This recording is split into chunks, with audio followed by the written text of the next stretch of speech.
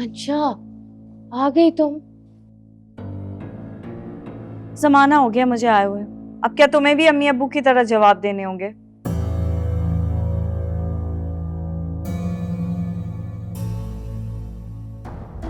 हमजा से बात कर लेना।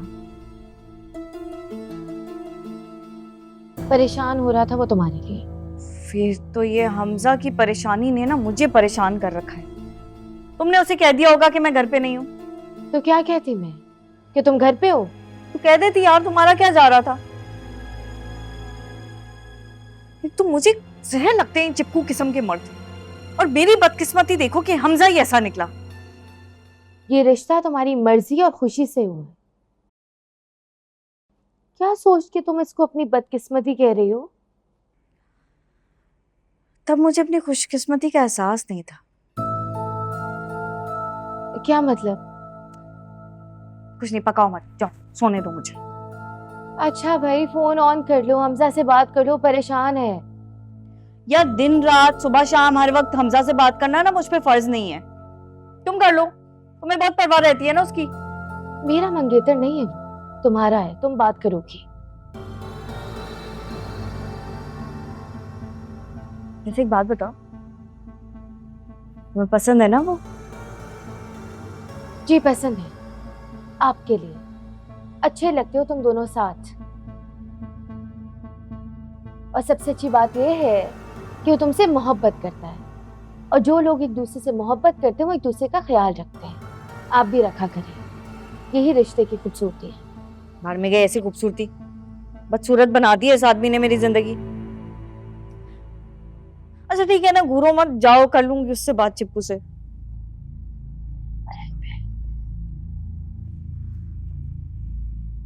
कर ही ना लूं मैं बात।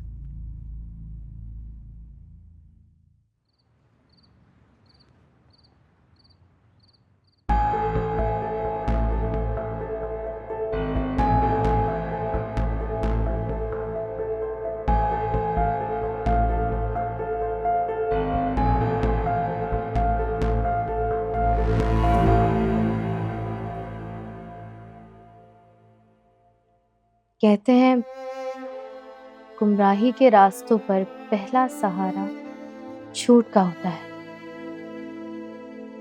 और इन रास्तों पर आगे ख्वाबों की सुनहरी झील और पीछे हकीकत का घना जंगल होता है। और जब आप एक बार इस रास्ते पर कदम रखते हैं तो फिर वापसी का रास्ता नहीं बचता। पीछे पलटेंगे तो खो जाएंगे, और आगे बढ़े तो डूब जाएंगे। इसीलिए जिंदगी में हमेशा सच का सहारा लेना चाहिए।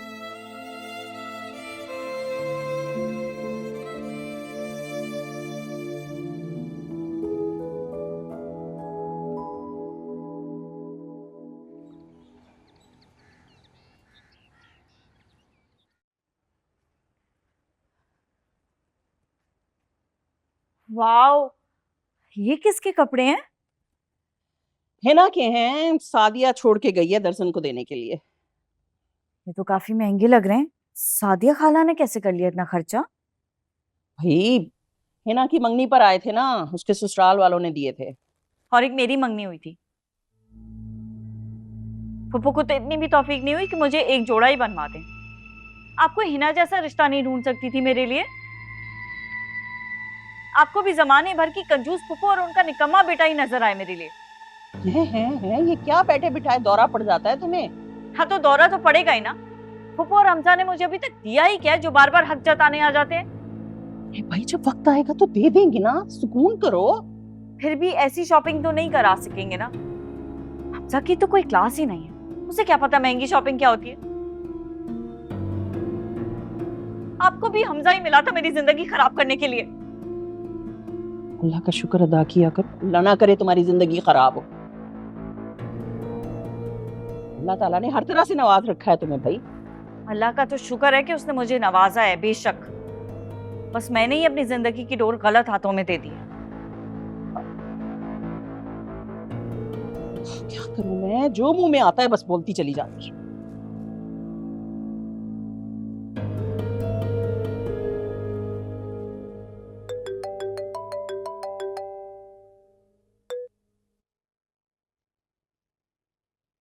हेलो। कहाँ हो तुम? अभी तक ऑफिस क्यों नहीं पहुंची? सब ठीक तो है? कुछ भी ठीक नहीं है। अम्मी अब्बू की डांट सुन रही हूँ। रात को इतना लेट हो गया था, इसलिए अभी तक उनका गुस्सा कम ही नहीं हुआ। पूरी रात मेरी रोते और जागते गुजरी। अम्मी ने तो कहा है कि जॉब छोड़ दो। सिंपली कह देती कि ट्रैफिक में फंस गई थी। ऐसे भी क्या प्रॉब्लम है? ये तो कुछ भी नहीं है, मुझे तो इससे भी खतरनाक बहाना बनाना पड़ा। मैं जानता हूँ तुम बहुत स्मार्ट हो, कुछ ना कुछ कर लोगी। अब तुम अपने पेरेंट्स को इन्फॉर्म कर दो कि बगैर नोटिस के इस तरह से जॉब नहीं छोड़ सकती।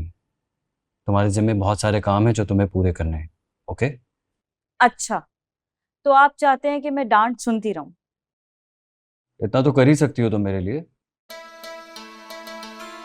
मैं चाहता हूँ कि इतनी टैलेंटेड लड़की को घर में ना कैद किया जाए, क्योंकि मैं अपने पोटेंशियल स्टाफ को इस तरह से छोड़ने का कायल नहीं हूँ।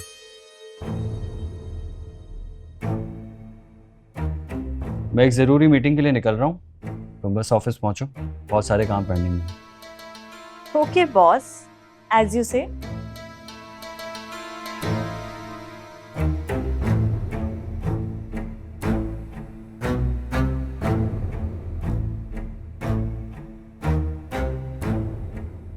तुम इस वक्त यहाँ क्या कर रही हो? यूनिवर्सिटी नहीं गई आज? मेरी आज कोई इम्पोर्टेंट क्लास नहीं थी।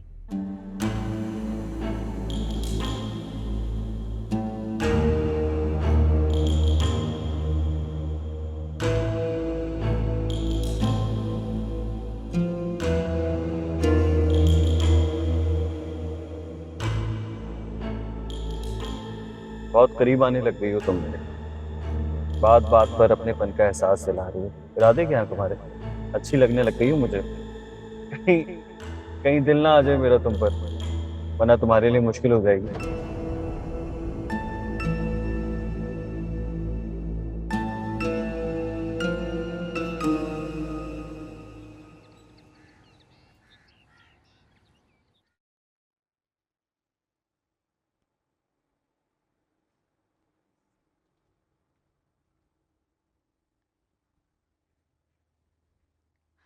तुम? मैं तुम्हें कॉल करने वाली थी। कैसे हो? कल से तुम्हारा फोन चार्ज नहीं हुआ, या चार्ज करना जरूरी नहीं समझा मुझसे बात करने के लिए? फोन मेरा चार्ज हो गया था, वो सुबह से अम्मी के साथ बिजी थी, इसलिए कॉल नहीं कर सकी तुम्हें। तो 1 मिनट की कॉल, एक छोटा सा मैसेज, ये कितना मुश्किल है? मुश्किल तो तुम बना रहे हो अपनी और मेरी जिंदगी इस तरह की बातें करके। मैं ऑलरेडी बहुत लेट हो रही हूँ।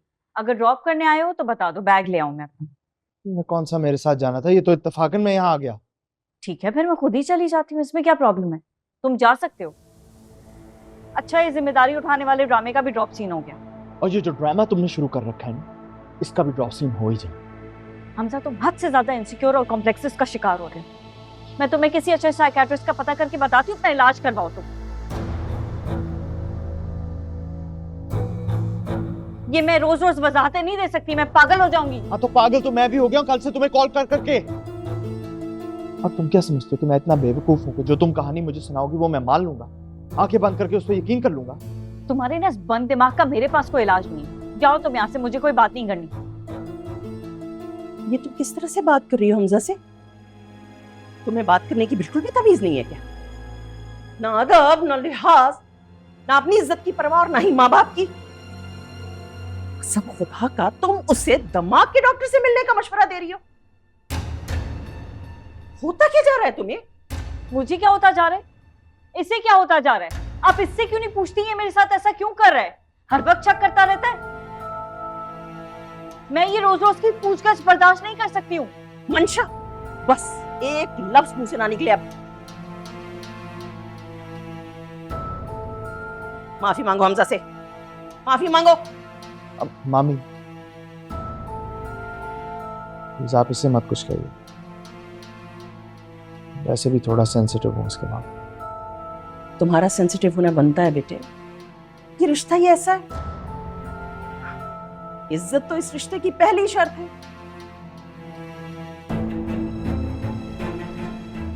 एक दूसरे पर एतबार के बगैर तो तुम दोनों एक साथ एक कदम नहीं चल सकते बेटा। जी मामी आप ठीक है।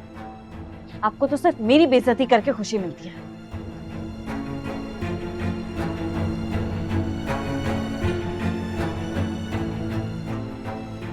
मामी मैं बाहर वेट कर रहा हूँ।